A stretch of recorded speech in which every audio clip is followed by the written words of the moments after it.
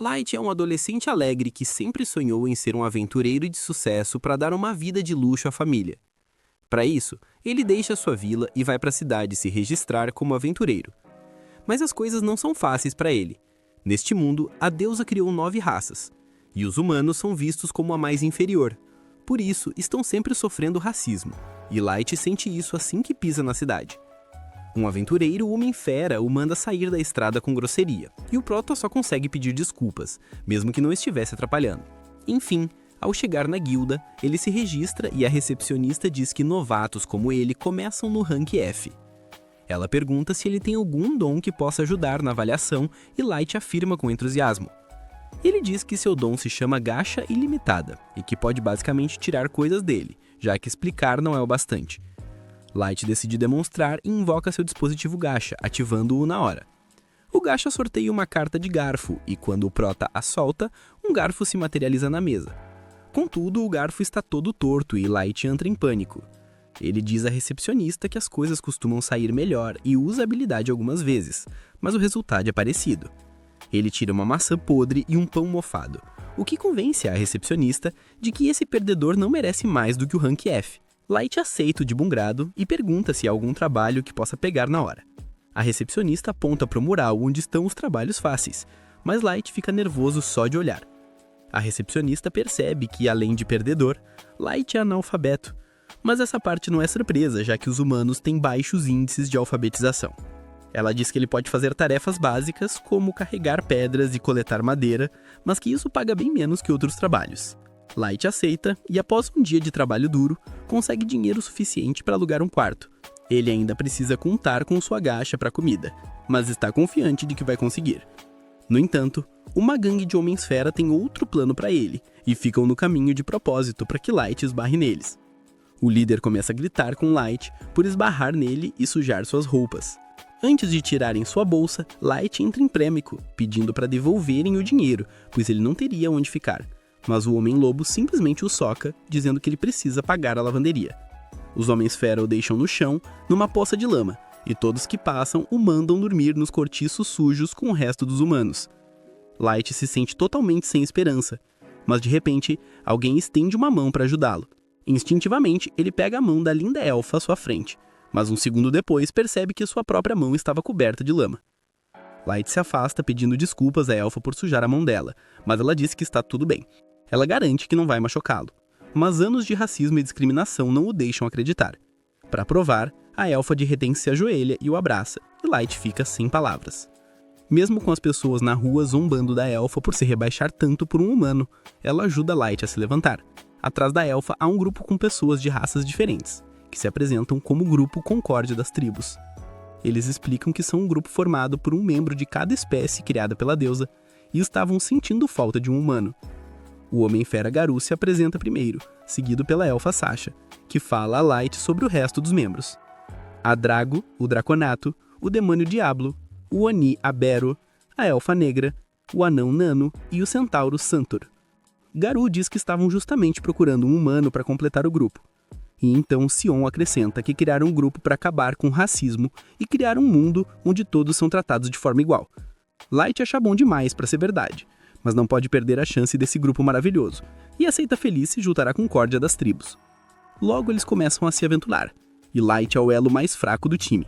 Ele precisa ser resgatado por monstros por Drago e Sasha, que o mandam ser mais cuidadoso, pois um golpe dos monstros o mataria. Light pede desculpas pela falta de atenção, mas Sasha começa a examiná-lo em busca de ferimentos, dizendo para ele ficar sempre atrás deles. O resto do grupo começa a zoar Sasha porque ela tá meio obcecada por Light e se importa muito com ele, e ela fica vermelha ao explicar que só vê ele como um membro do grupo. Light se sente inútil porque não consegue fazer nada além de carregar a bagagem, mas Drago diz que ele faz um chá delicioso, e que isso é bom o suficiente para ele. Light fica muito feliz em ouvir isso e segue alegremente o time mais fundo na masmorra. Logo eles chegam a um espaço aberto com apenas uma entrada e saída, e os membros do grupo se olham antes de decidir que este é o lugar perfeito para o plano deles. Sem saber qual é o plano, Light começa a preparar chá para todos quando o Drago se aproxima e diz que ele está sendo demitido do grupo. Light nem consegue processar a declaração e pergunta o que ele fez para ser expulso, e o Homem-Fera Garou diz que ele está sendo demitido porque não faz nada. Todos dizem a Light como ele é inútil e estúpido, e até Sasha age com nojo dele. O resto do grupo começa a insultar Light e a raça humana. Light pensa que deve ser algum tipo de pegadinha, mas eles dizem que ninguém tem tempo livre para brincar com um lixo inútil como ele. Ele pergunta por que estavam sendo tão legais com ele até agora, e eles respondem que era só atuação. Grago diz que seus superiores notaram o dom gacha ilimitada dele e pensaram que ele poderia ser um maestro. É por isso que ordenaram a concórdia das tribos que o vigiasse de perto, mas, uma vez que determinaram que o dom de Light era inútil e ele não poderia ser um maestro, deram o sinal para se livrarem dele. Sasha é a que está mais aliviada por não ter que aturar Light, porque se ele fosse realmente o maestro, ela teria que se casar com ele. E só de pensar nisso, ela se arrepia. Light não consegue entender o que a palavra maestro sequer significa. Mas então Drago diz que já contaram mais do que o suficiente e que precisam acabar com ele antes que mais aventureiros cheguem. Garou imediatamente imita o Wolverine e saca suas garras de metal, usando-as para cortar o rosto de Light. Só agora Light percebe que está realmente em maus lençóis e que não há como sair dessa. Em seu desespero, ele corre o mais rápido que pode, e os desgraçados racistas riem, dizendo que não vão deixá-lo escapar. Sasha tira uma flecha em sua perna e Light cai no chão e começa a gritar. Os elfos racistas dizem que ouvir gritos de humanos é como música para seus ouvidos. Garou decide fazer Light gritar mais um pouco e começa a agredi-lo. Mas Drago o manda parar porque precisam fazer parecer que o humano morreu em uma emboscada de monstros. Garou obedece às ordens e se prepara para finalizá-lo, mas Light rasteja para frente, agarrando-se desesperadamente à vida. De repente, o chão sob ele começa a brilhar, e Light percebe que está no meio de um círculo de teletransporte.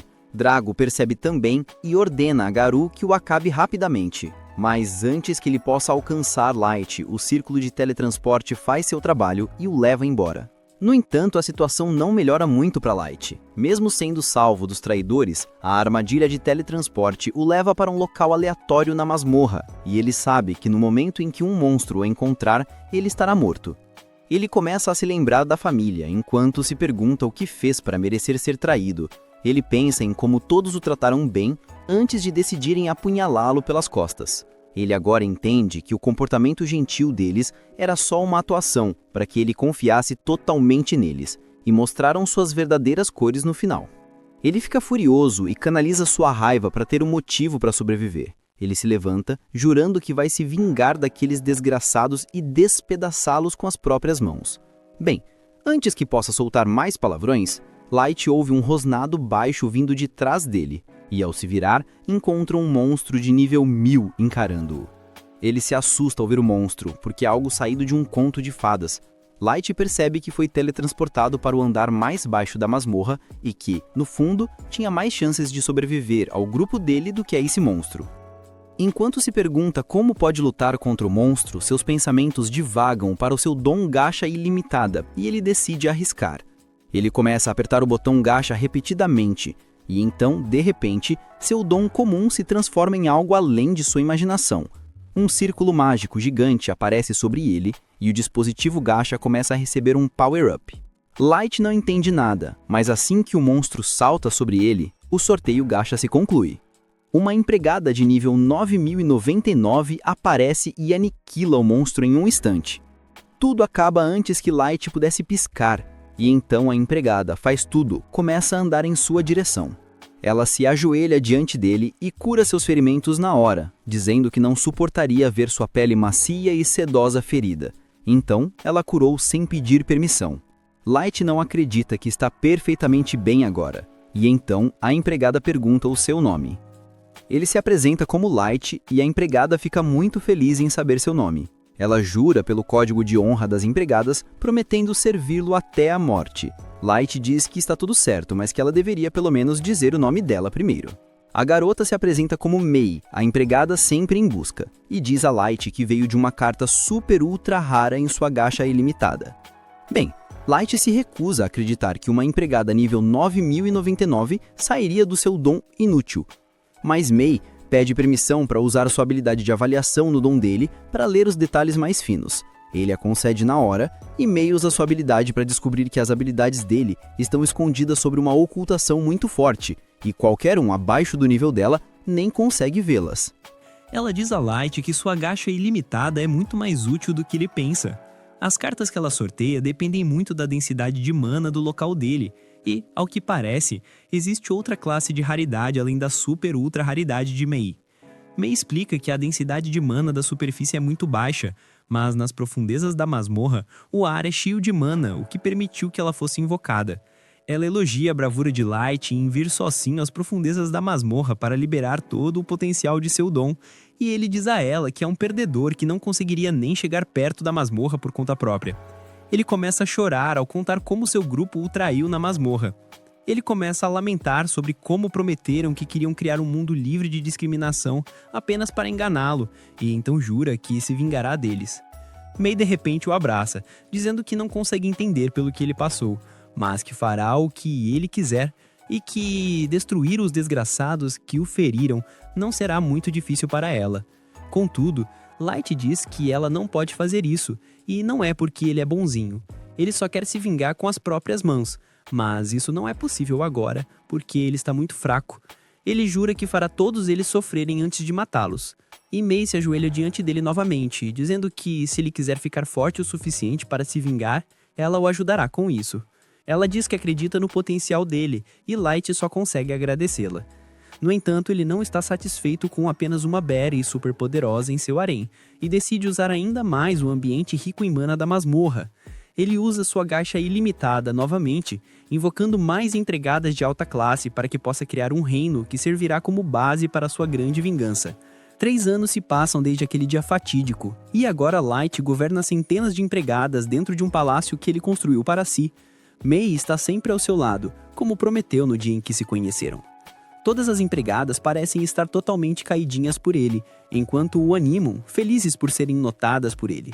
Enquanto May manda todas se comportarem direito, ele sai do castelo e vai em direção ao mercado local, onde todos o reconhecem, e um dos vendedores o chama para tomar café, enquanto outros falam sobre a escassez de salgadinhos no país.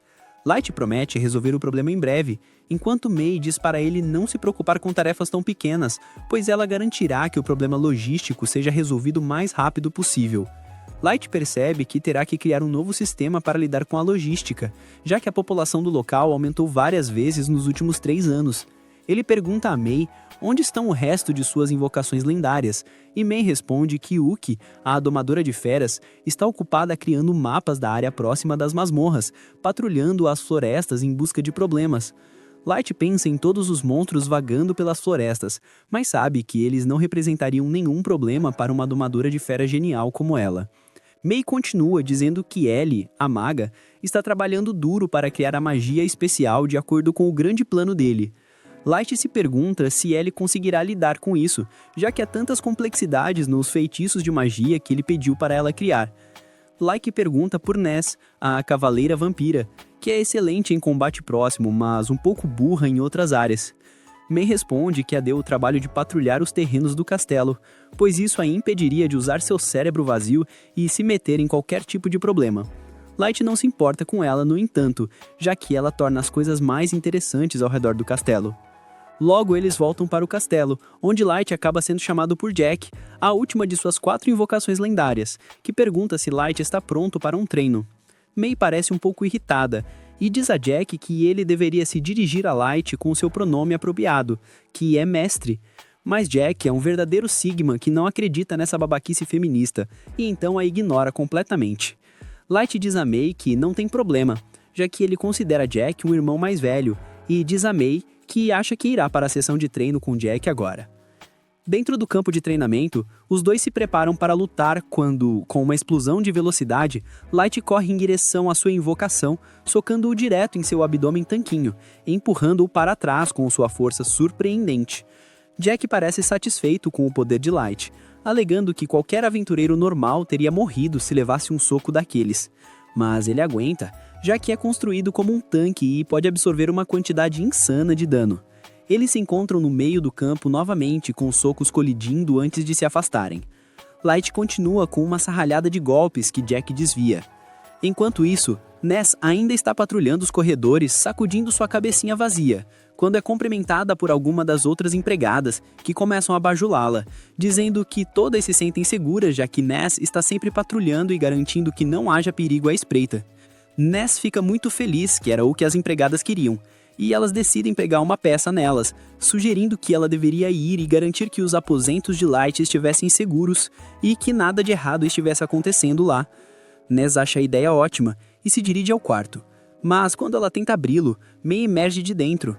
Ness pergunta a May o que ela estava fazendo dentro do quarto de Light, já que ele deve estar no treino a essa hora. May imediatamente começa a corar, alegando que estava tentando limpar o quarto enquanto ele estava fora. Nas diz a ela que deve checar o quarto em busca de qualquer perigo. Mas antes que May pudesse repreendê-la, Nas entra no quarto e nota a cama toda bagunçada. Ela diz de forma ingênua que parece que alguém estava na cama cheirando os travesseiros e rolando, e pergunta a May se ela fez aquilo de propósito. May decide usar o cérebro burro dela a seu favor e afirma com confiança que é o seu estilo especial de fazer a cama. Nas fica impressionada com isso e pergunta se pode aprender a fazer o mesmo, mas May recusa, alegando que é um segredo de profissão especial que ela não pode revelar ainda. Com isso, Nas se lembra que as empregadas queriam que ela entregasse a mensagem delas a May também. Então ela tira um pergaminho e o entrega a May, que percebe que as outras empregadas estão se revoltando contra ela por monopolizar o quarto de Light e nunca as deixar limpá-lo para variar. May diz para Nas que não se preocupe com isso, pois ela mesma lidará com as empregadas, e até dá a Nas um troco para que ela fique de boca calada, o que ela aceita feliz e vai embora. Ela se dirige imediatamente ao mercado e começa a olhar todos os alimentos que pode comprar com dinheiro, mas finalmente decide experimentar as panquecas fofas com um pouco de leite fresco. Com isso, ela marcha feliz de volta ao castelo, onde encontra Yuki sentada no topo de uma varanda. Ela pergunta a Yuki se o trabalho dela nas florestas acabou, e Yuki, cansada das bobagens de Nas, ela mostra a ela que já criou o mapa que May queria e voltou para entregá-lo. Nas a parabeniza e retorna ao seu dever de patrulha antes de entrar na Sala do Trono. Uma vez dentro da área brega, ela começa a gritar com toda a força, já que não há ninguém por perto para impedi-la.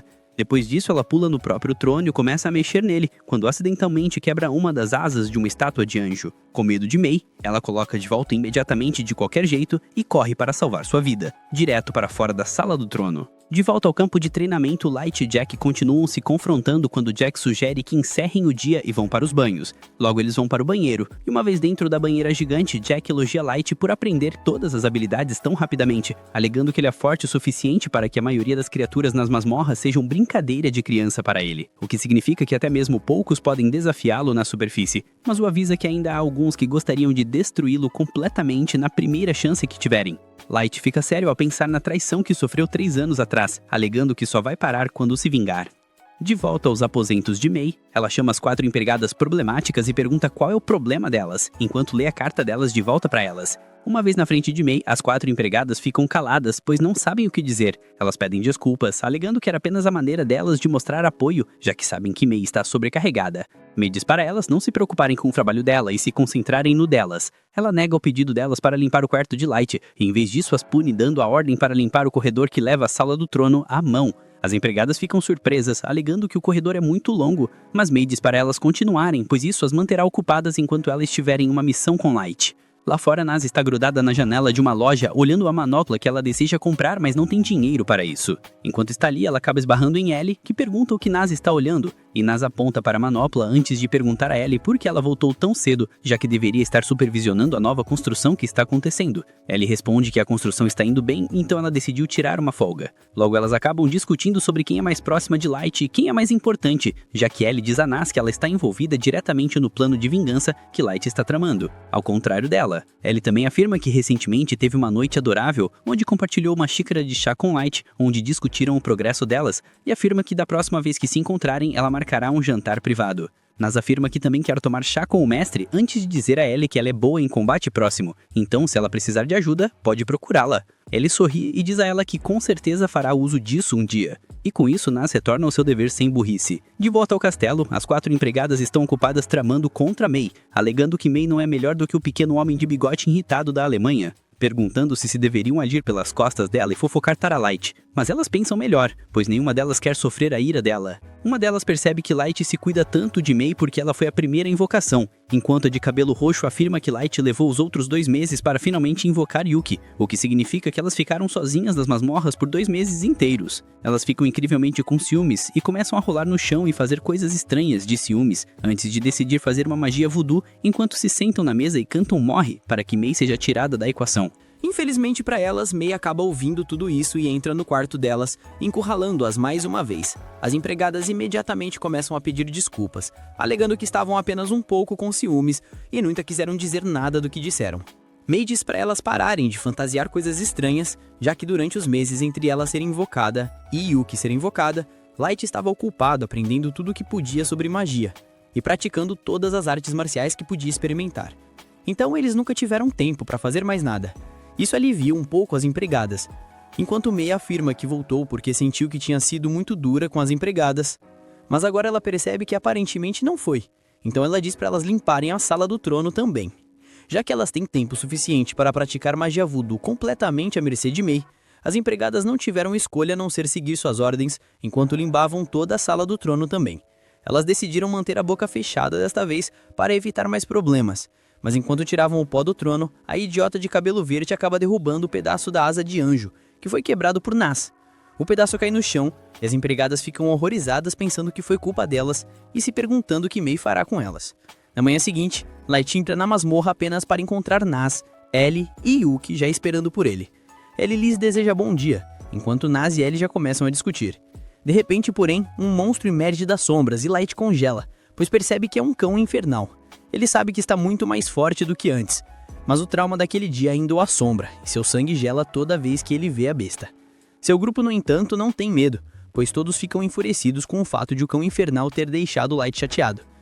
Nas se prepara para cortá-lo em pedacinhos, enquanto Ellie pede permissão para erradicar toda a espécie de cães infernais deste mundo. E Yuki se pergunta se poderia de alguma forma encontrar o inferno e empurrar este monstro diretamente para os poços mais profundos. Apenas a aura delas faz o monstro se encolher, percebendo o quão superado ele está. Light, no entanto, acalma seu grupo, enquanto recupera a compostura e se move lentamente em direção ao monstro, dando um tapinha nele.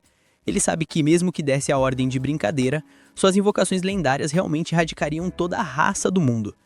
Ele então se vira para elas alegando que precisam ir para a superfície, pois vão começar seu plano de vingança hoje. De volta à superfície, o povo fera se curva para o peludo, que fazia parte daquele grupo que traiu o Light e o deixou para morrer. Ele parece ter se tornado uma celebridade local e as pessoas literalmente imploram para ele arranjar um encontro com suas irmãs. Ele anda ao lado de seus comparsas como um chefão quando nota uma criança amana cheirando lixo para encontrar algo para comer. O peludo é um grande racista e, sem motivo algum, decide jogar a criança para longe, mandando-a correr e nunca mais ser vista naquela área se ela se importa com a vida. O outro povo fera o aplaude como idiotas. Mas o som morre quando ele entra na taverna. Ele escolhe a melhor assento e diz a seus comparsas para pedirem o que quiserem, já que ele fez um monte de grana que precisa gastar, antes que a Receita Federal o pegue. Enquanto os humanos estão morrendo de fome lá fora, esses peludos ganham espetos de carne carregados em uma bandeja enorme. Todos o elogiam por se tornar um ídolo para todo o povo fera, mesmo que ele mesmo tenha nascido na sarjeta e tenha saído dos cortiços para se tornar o líder que todos querem seguir. Ele lhes diz descaradamente que não é tão fácil se tornar como ele, já que ele dominou a arte da persuasão e como o povo fera é instintivamente seguidor, ele só precisa explorar isso corretamente e então pode viver como um rei. Ele afirma que a parte mais importante é separar os trabalhos e decidir quais são lucrativos e quais exigem muito esforço por pouco dinheiro e poder. Um dos peludos idiotas pergunta se o trabalho que ele lidou 3 anos atrás, com a Concórdia dos 12, foi lucrativo. Outro peludo repreende por fazer perguntas, e o Homem-Lobo lhes diz que, infelizmente, a federação que os contratou os fez jurar segredo, então eles não podem divulgar nenhuma informação sobre isso. Ele se lembra de como esse foi o trabalho mais tranquilo e bem pago que ele já aceitou, já que tudo que ele tinha que fazer era matar um inútil perdedor de um garoto humano, e agora ele é rico e famoso. Incomoda-o, no entanto, que ele nunca descobriu para onde o portal levava, mas ele não acha que Light teria sequer uma chance de ter sobrevivido.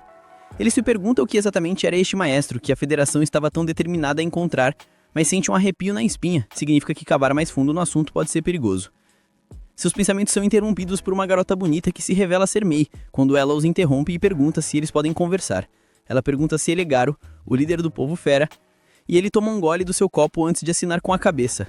Mei mentia para ele que era uma empregada do Mestre Light, que pertence a uma família de nobreza descendente. Garu fica chocado ao ouvir que Light era um membro da nobreza e se pergunta se teria sido mais lucrativo para ele se o mantivesse ao vivo.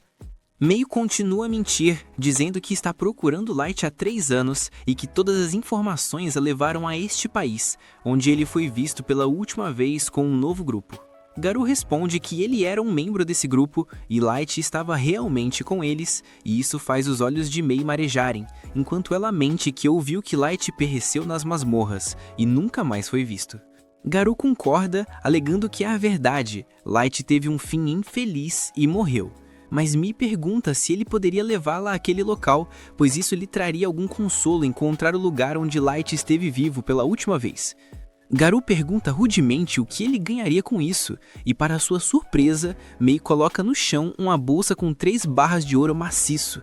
Os comparsas ao redor dele ficam chocados e sem palavras, mas Garu controla suas expressões, enquanto se pergunta se isso é algum tipo de armadilha ou se essa garota realmente só quer um acompanhante para levá-la para as masmorras. Ele decide aceitar, pois acredita que uma única garota humana não pode nem tocar em seu cabelo, muito menos representá-lo uma ameaça. Garu finalmente a leva para as masmorras com todos os seus comparsas como escolta e após várias horas de caminhada, pergunta a Mei se ela está bem. Mei parece exausta, mas sorri, alegando que ainda pode andar. Garu pensa em como todos esses trabalhos incríveis parecem cair em seu colo, pois ele vai pegar todo o ouro dela e abusar dela em cima do túmulo de Light. Finalmente, eles entram na caverna onde Light foi descartado e deixado para morrer, e Garu diz a Mei que foi aqui que Light sofreu um acidente. Ele mente que um grupo de monstros os pegou de surpresa e Light nunca teve tempo de correr para segurança e foi cortado em pedaços e então pego em uma armadilha de teletransporte, após o que nunca mais foi visto. Mei cai de joelhos chorando enquanto Garu pensa em como esses humanos são inferiores que não conseguem nem sentir quando estão em perigo. Seus comparsas começam a tomar suas posições, bloqueando a única saída, enquanto ele continua mentindo sem coração sobre como tentou salvá-lo, mas não conseguiu, justamente quando estava se preparando para atacar. A voz de Mei muda, enquanto ela afirma que apenas as criaturas mais vis da Terra poderiam enganar uma pessoa de coração puro como Light, levá-lo para uma masmorra suja e depois traí-lo. Ela olha em volta, sabendo que se tivesse entrado para o serviço de Light um pouco antes, ele nunca teria sido expulso, levado um tiro na perna com uma flecha e espancado até quase morrer. Garu sente a ameaça na hora e pula para trás, se perguntando como diabos essa mulher sabe de tudo isso. Seus comparsas parecem confusos, pois não sabem a verdadeira extensão disso. Mas Garu sabe que as únicas pessoas que poderiam saber sobre o que aconteceu são os 12 membros de seu grupo e alguns da elite da nação. Ele exige saber para quem ela está trabalhando, perguntando se ela é uma espiã enviada por uma tribo inimiga. Ela zomba dele, alegando que só trabalha para Light, e agora ele enfrentará a ira dela. A energia que irrompe dela é suficiente para assustá-lo, o que é uma surpresa até para ele mesmo. Ele se lembra que ela é apenas uma humana inferior que não serve para nada, além de usar e depois descartar. Mas ela causa arrepios na espinha só de olhar para ele. Ele percebe que isso não é brincadeira, pois seus instintos estão lhe dizendo que ele morrerá se lutar contra ela, antes que Mei pudesse acabar com eles. No entanto, a voz de Light sai do canto escuro, enquanto ele diz a Mei que se acalme, pois ele lidará com Garu sozinho. Garu se recusa a acreditar na voz que está ouvindo, mas Light finalmente se revela, cumprimentando Garu como se fossem amigos perdidos há muito tempo, alegando que está ali para retribuir o que ele fez 3 anos atrás. Garu imediatamente parece recuperar a confiança, enquanto ri, alegando que nunca pensou que veria Light novamente, e o ridiculariza dizendo que um humano insignificante de nível 15 não pode fazer nada contra um chefe de raid de nível 150 como ele. Ele ri dizendo que não tem ideia de como diabos ele sobreviveu, mas agora pode matá-lo com as próprias mãos e trazer o corpo como prova. Light solta um suspiro, perguntando se ele não está nem curioso sobre quem é Mei e quão forte ela é. Garu aceita que não tem ideia do quão forte a sua pequena empregada é, mas tem certeza que humanos insignificantes nunca poderiam se comparar ao povo fera como eles. Ele se gaba de que todos os seus comparsas estão acima do nível 130 e que eles simplesmente passarão por cima deles. Com isso, ele dá o comando para atacar, e 2 de seus subordinados imediatamente avançam em direção a Light, prontos para acabar com sua vida. Mas em um piscar de olhos, May aparece na frente deles e suas cabeças caem no chão em um só lugar, enquanto seus corpos sem vida caem no chão. Ela avisa que quem tentar ameaçar Light perderá a cabeça, mas Light diz para ela se afastar e simplesmente bloquear todos os pontos de saída, pois ele quer se envolver na diversão também. Os capangas de Garou parecem estar perdendo a moral, pois não conseguem acreditar no que acabaram de ver, mas Garou tenta acalmá-los, alegando que foi apenas um truque barato que ela usou e nada mais. Light pergunta se ele ainda acha que os humanos são inferiores a eles, e se ele já considerou que talvez a raça humana seja mais forte entre todas as raças. Garou riu disso, exibindo seu nível, mas Light responde que nível é apenas um número e não tem nada a ver com o quão forte alguém pode ser. Garou já ouviu o suficiente e, junto com todos os seus comparsas, ataca. Mas para sua surpresa, Light fica parado como água antes de explodir em um contra-ataque, bloqueando e acertando todos os cachorros, nocauteando-os e deixando-os sem fôlego. Light se aproxima de Garou, perguntando se ele ainda acha que os humanos são mais fracos. Mas Garou não consegue aceitar essa humilhação, então ele supera a dor e salta novamente, alegando que não há como qualquer humano se igualar a ele. Com isso, ele arranca um cristal mágico do bolso e o esmaga no chão, invocando seu familiar, que se revela ser um monstro lobo de nível 500. Light pergunta se é só isso que ele conseguiu reunir, mas Garou pensa que Light está muito atordoado e assustado para responder corretamente. Ele diz a Light para começar a implorar por sua vida, mas Light simplesmente fica parado, dizendo-lhe para atacar, prometendo não se mover um único centímetro de onde está. Garou fica enfurecido e ordena que sua besta dispare uma explosão em Light tão concentrada que poderia aniquilar uma cidade inteira. Mas quando a poeira baixa, seu queixo cai no chão. Ele vê Light parado, exatamente como ele disse que faria, sem um único arranhão em seu corpo. Light o ridiculariza por dar um nome tão chique ao seu ataque, quando tudo que ele fez foi levantar poeira sem motivo. Garou fica sem palavras, enquanto seus comparsas começam a se mijar nas calças. Light afirma que agora ele vai atacar, e decide puxar uma carta como se estivesse em Yu-Gi-Oh! Ele solta a carta ultra rara de nível 9000 do Deus Lobo Primordial, que aparece atrás dele, toda brilhante e translúcida, deixando os peludos chocados além da razão. Com isso, Light diz ao Deus Lobo para matar o familiar de Garou, mas em vez de disparar uma explosão super forte contra eles, tudo o que o Deus Lobo faz é soltar um sopro suave. O poder dentro daquele sopro cristaliza o lobo de Garou e o estilhaça em pedaços bem na frente dele. Enquanto ele fica ali indefeso, Garou finalmente perde o controle, incapaz de acreditar que seu monstro lobo de nível 500 foi demolido em um segundo. Mas Light afirma que poderia ter lidado com o monstro sozinho se quisesse também. E para provar isso, ele revela seu verdadeiro nível, que se revela estar no máximo, em 9.999. Garou gagueja e treme, alegando que isso não pode ser possível já que os humanos chegam ao máximo no nível 100. E se Light fosse realmente o mesmo humano de antes, ele teria crescido um pouco durante esse tempo. Light revela que está usando um anel de idade para interromper o seu crescimento físico, porque ele quer se lembrar de si mesmo e do dia em que foi traído pela pior escória da Terra. Garou percebe que está acabado e que tem absolutamente zero chances de derrotar a monstruosidade que Light se tornou. Ele sabe que é carne morta, então ele faz o que qualquer covarde faria e joga suas armas no chão, pedindo desculpas pelo que fez, alegando que foi forçado a fazer isso por causa da Federação. Ele afirma que mesmo hoje, ele não tinha intenções de machucar ninguém, e ia contar a verdade. Mas seus comparsas fizeram esse plano sozinhos e o arrastaram para isso. Seus subordinados não conseguem acreditar que essa é a mesma pessoa que estava exibindo suas habilidades e força esta manhã. Ele abaixa a cabeça e implora por perdão, e até concorda em ser seu animal de estimação pessoal se Light quiser. Light, no entanto, não se importa e simplesmente pergunta o que exatamente é um maestro e por que o governo está tão determinado a encontrá-lo. Garou responde honestamente que não tem ideia de quem seja e que o governo simplesmente lhes disse que provavelmente seria um humano. Light então pergunta por que eles decidiram matá-lo, uma vez que pensaram que ele não era o maestro. Garou imediatamente se curva, alegando que ele realmente não tem ideia e que eles simplesmente receberam a ordem para fazê-lo. Light vira sua atenção para os comparsas e pergunta se eles têm alguma informação. Para salvar suas peles, os subordinados todos começam a alegar que têm a informação que Light quer. Mas May usa seu olho especial para ver através das suas mentiras e os corta em pedaços, derramando sangue por toda parte, enquanto ela afirma que quem mentir na frente de Light morrerá em suas mãos. Ele então se vira para Garou novamente, perguntando se ele tem chance de vencer se fosse para a superfície e travasse guerra. Garou responde honestamente que ele é extremamente forte e poderia enfrentar nações inteiras sozinho. Mas uma vez que as nações se unam com todas as armas que estão coletando, então ele pode ter dificuldade em lidar, já que ele é apenas um homem com uma empregada. Light sorri, alegando que quer mostrar algo, e usa magia de teleporte para transportá-los para sua própria sala do trono. Garou fica chocado ao ponto de ficar mentalmente perturbado enquanto vê o exército que Light reuniu, com o peão mais baixo sendo nível 1500, com 4 empregadas de nível 9099 e inúmeras outras variando de nível 6000 até nível 9000. Garou é incapaz de falar enquanto uma lágrima cai do seu rosto, pois ele percebe que Light poderia varrer o planeta inteiro em um piscar de olhos, o que basicamente o torna um deus, e se pergunta o que aconteceria quando a guerra fosse travada. Alguns meses se passam até que Light finalmente sai do abismo das masmorras com seu grupo. Ele decide visitar sua antiga vila na esperança de mostrar à família que, de fato, se tornou forte o suficiente para cuidar deles para sempre. No entanto, assim que chega a seus olhos, que estavam cheios de alegria e saudade de casa, se enchem de choque e horror ao testemunhar a destruição total de sua vila. Ele corre, sem conseguir acreditar no que vê, e cai no chão, completamente sem esperança.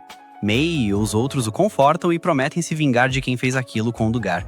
O único alívio ou fio de esperança é o fato de que, ao revirar a vila, eles não encontraram os corpos de sua família entre os outros aldeões mortos.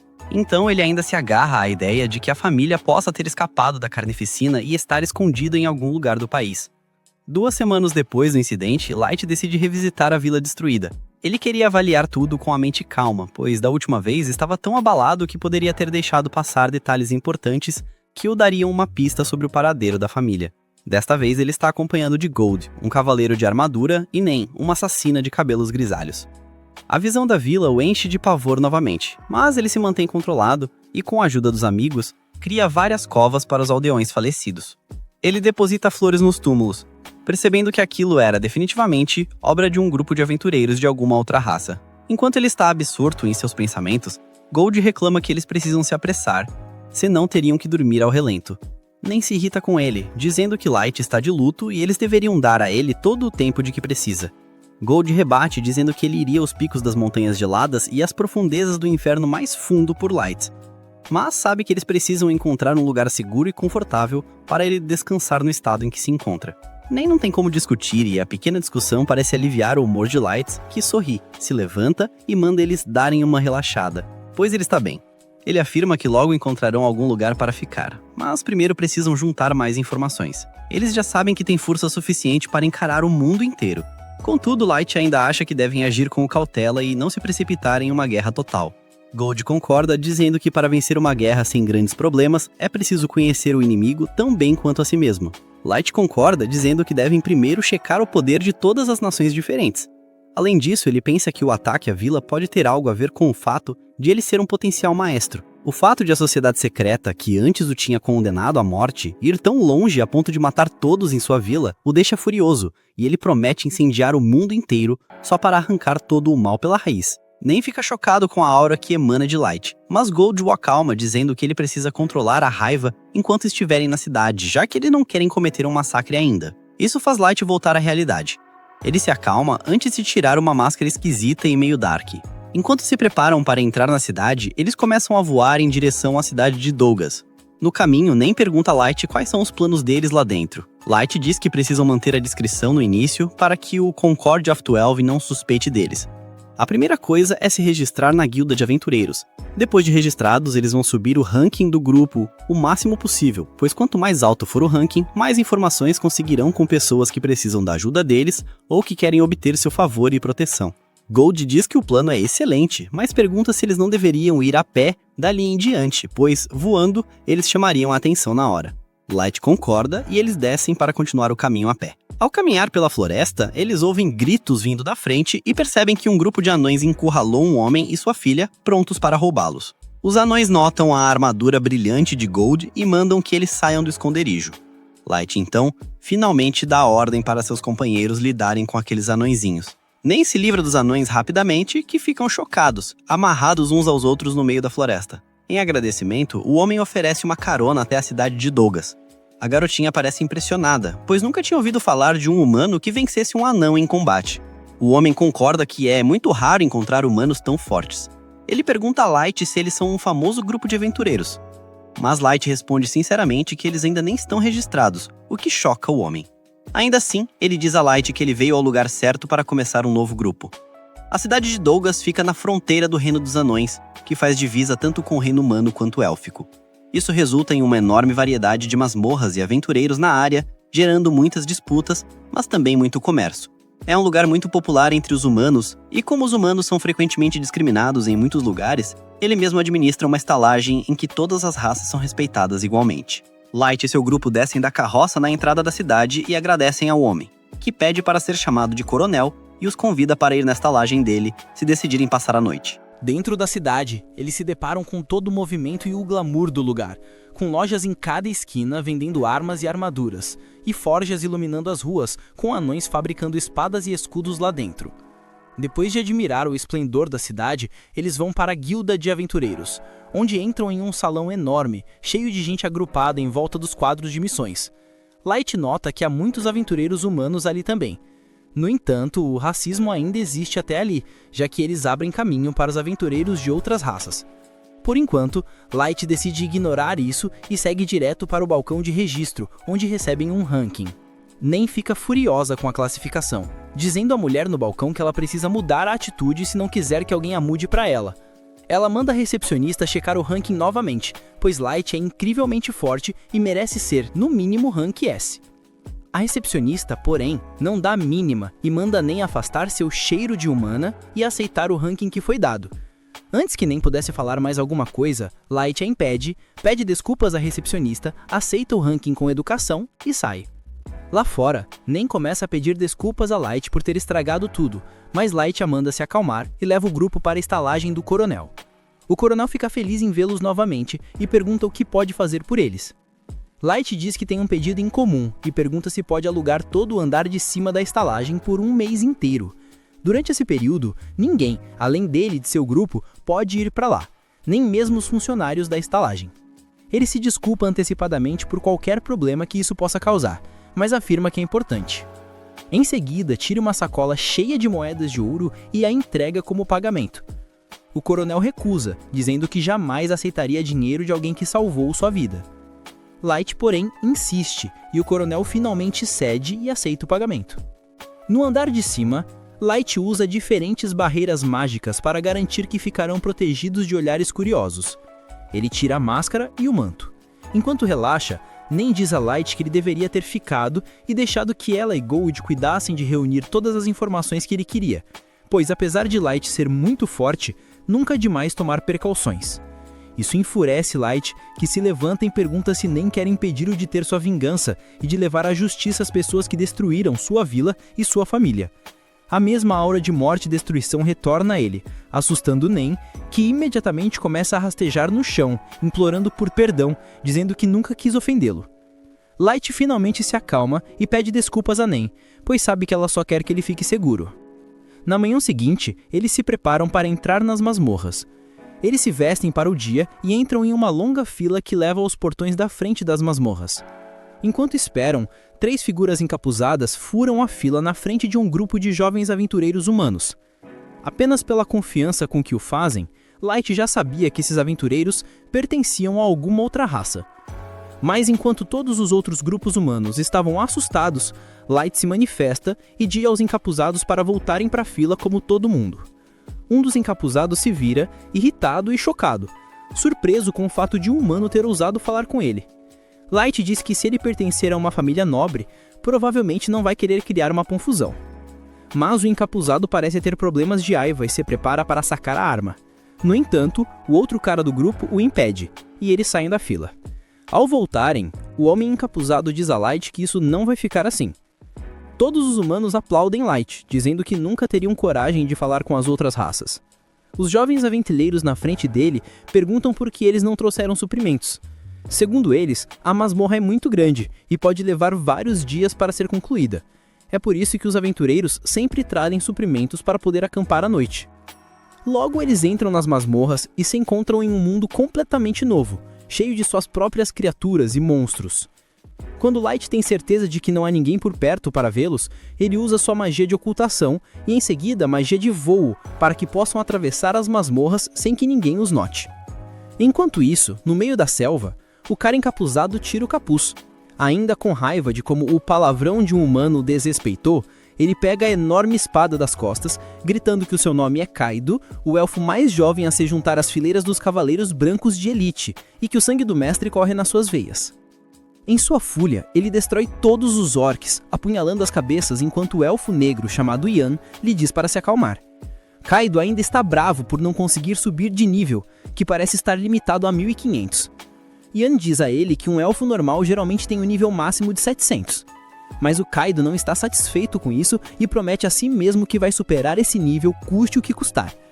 De volta ao terceiro andar, Light e seu grupo já limparam aquele andar também, e decidem encerrar o dia recolhendo todas as gemas mágicas como prova de que concluíram o nível.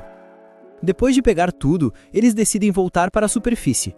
Admirando a beleza da masmorra, eles percebem que sem a capacidade de voar, teria levado muito tempo apenas para ir de um andar para o outro. Mas graças às suas habilidades, eles conseguem limpar vários andares em um único dia. No caminho de volta, eles notam os jovens aventureiros enfrentando um grupo de goblins. Light decide observá-los enquanto eles conseguem matar todos com um bom trabalho em equipe. No entanto, Light desce imediatamente e mata uma cobra que estava rastejando em direção à maga que estava na retaguarda. Light diz aos jovens aventureiros que eles não devem focar demais no inimigo à frente e devem sempre estar atentos ao que está ao redor. Os jovens agradecem pela ajuda. De repente, um bando de lobos surge da floresta. Os aventureiros ficam assustados e querem fugir, mas para sua confusão, os lobos não atacam, apenas saem correndo. Todas as suas perguntas são respondidas quando um enorme louva-a-Deus surge da floresta, pronto para destruir tudo em seu caminho.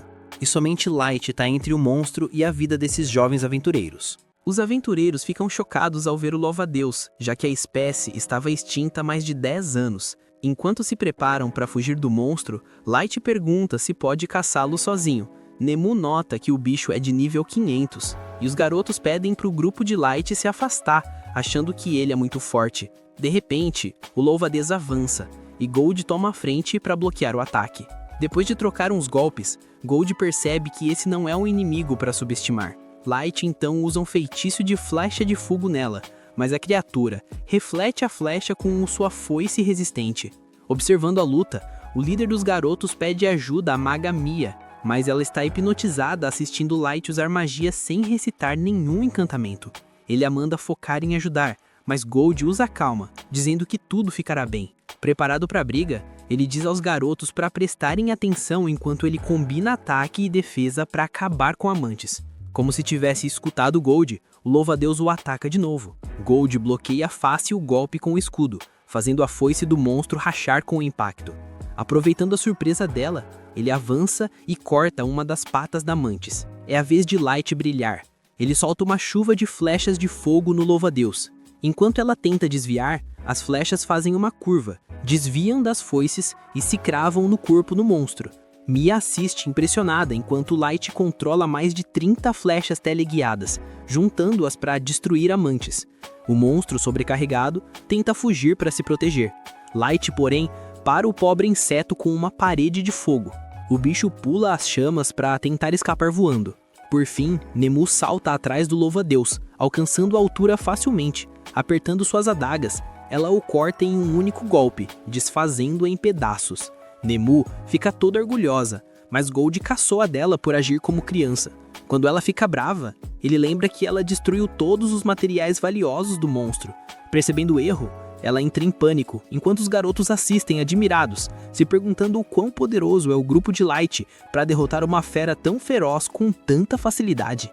Depois que Nemu se desculpa com Light pelo erro, os garotos checam os restos do louva-a-Deus e encontram uma gema de monstro perfeitamente intacta. Gold comemora a sorte, feliz que o golpe imprudente de Nemu não estragou o material. Vendo o núcleo, Light pensa que será prova suficiente para entregar a guilda e subir de rank. Nesse meio tempo, os garotos perguntam a Light se eles são um grupo de rank A tentando subir, mas nosso protagonista diz que na verdade eles são rank F, o que deixa todo o grupo em uma crise existencial. Em seguida, Mia cria uma bolha enorme de água com sua magia para ajudar a equipe de Light a se limpar. Gold elogia, dizendo que sua armadura brilhante continua reluzente como sempre. Light se aproxima para lavar as mãos sujas e pede ao resto dos garotos para se lavarem com ele, grato pelo pequeno gesto. Os garotos dizem que não é nada demais, já que ele literalmente salvou a vida deles. Depois, oferecem a Light que ele fique com eles durante a noite, pois já está escurecendo.